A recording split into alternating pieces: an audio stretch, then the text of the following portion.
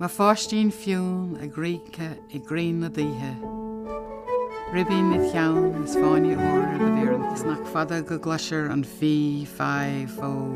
An bhór an pléisiúr goin bheith giaga a tacht ar do ghuilne in ag amrascáil am lanithe na lean. Sort maverick a bame sa bhéidir nar éistís le éine ach ma bheith an héine leanúint. Ilancis hasanna bh go nólan I Dhomhnaill ach bhagad tailech go gaeltat chiarí nar bhí si chuig bliana go is. Padachtar mothir agus bhí heithir in bháin lí a condé I d'oberdárain. Chris séim sa scíóireacht ó hasnaí sa léamh, bhís déanach a léamh, mar bhís geabhla bheith léamh a sasan an bhís a chuig ach an son dairís go dtí éire go tír difriúil, go tanga difriúil, go mómún teoireachta difriúil agus an son níor léas I gceart go dtí Ghrá-sa hocht ach có luagus a bhís a léamh bhí séime go scíóireacht. Cuireadh ag scoil chúnathe láir hiile limnachaí agus cé gur heanna na rangan go mór le, níor bhaint sí soltas a tríomhse sa scoil. Well, is stocha go raibh crabanta go maith I mar lí héin ach introvert ba mé an am chéanna, níor raibh an méid sin cárda gom agus hanig sé go mór le bheith méanar. Heas don na muintir go rathach sí le leis ach ag nóid dúnach, rán an nóla céimianna I Gaeilge agus I Méarla. In 1972 heas do bhatha an geolaí dúgan le flef as a tarca fósa rud a bhí neamhchamonta in éirinne an am. Ólí a bheith, ólí ceart a bheith agus bhí sé annach chrín ina intin, agus bhíoh sé maga fúmse, woolly thinking a deir sé mar gealarum. Ní rud tuismirí go thomlansásta leis sé gine sin agus chuir sé díochlára áir testa san idechas dohaint amach a dús báire. Hí seall chamúna fós nóla dúgan agus chuir sé ar imrice go dtí nolainn agus bhaid sin go dtín tarc in 1975. Héis chuig bblianachán thug sé dair máile ríist agus bhí mac amháin agus trúr inínacha acab. Well, 3 blian ó héna is geabhla timpeall an amasa caileach mar chéile. Agus ó hinna le cha mé rá go bhfuil manna ina ránach ar fad agus go raibh muime go mór.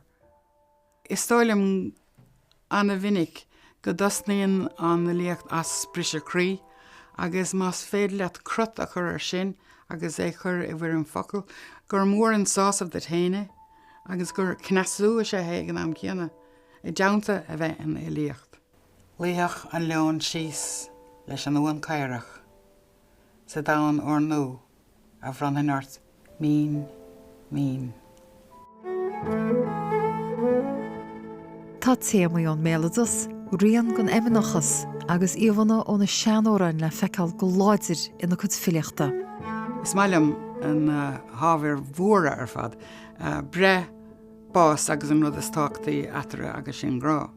Bert ile a chuig I bhaim go mórm agus ceanháincha a bheith Shakespeare ins na Sanédaí agus dalmís mórránacha do Glanbhear agus cean eile ná John Berryman.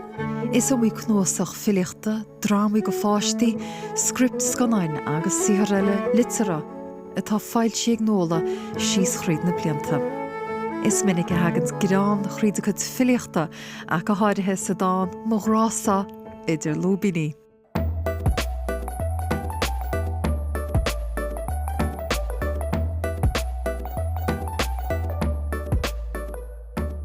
Tá mé rá gur churistí mé gnóid. Níor bhánach dúdal, hís thuas staire a gobar rud éigen ar fad, agus tháinig sé seisteach am cheann agus churis sí tappaige agus an son. Ar ní mar bhagaigh iscíosa. Níor bhánach pí a crack.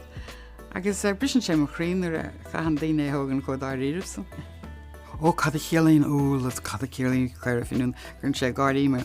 Well, bhí úl agam mar tá úl agus Adam agus Év sa bhéobla agus mar sin so a céal le húl. Agus an bhí sa cuiineh, well, cá mé tarra eile chuir istechan. Níat an cuiineh cén ceann agus an sandúir, well, cá haag dú fada bheith an. So cin tarra go bhfuil fiú fada an agus an cean congríd ná chuir finúna mar dheall na ú fada. Agus ní léon chuig seile gur chuir is anna ach mar dheall ar an nniu fada. Tá ben gomh Shakespeare luite.